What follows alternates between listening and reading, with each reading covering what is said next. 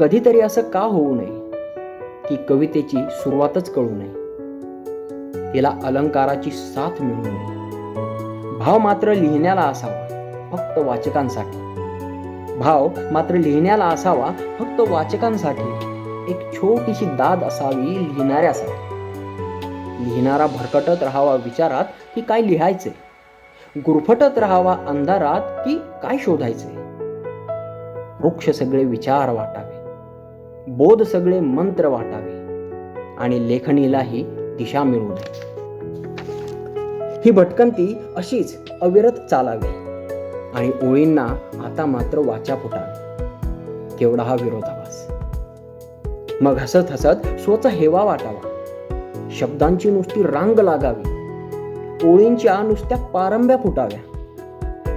काहीच नाही असं म्हणून एका छोट्याशा कवितेचं अस्तित्व सांगावं. आपसुकच ते अलंकारिक वाटावं. कुठल्या तरी विचाराने ते रचलं जावं.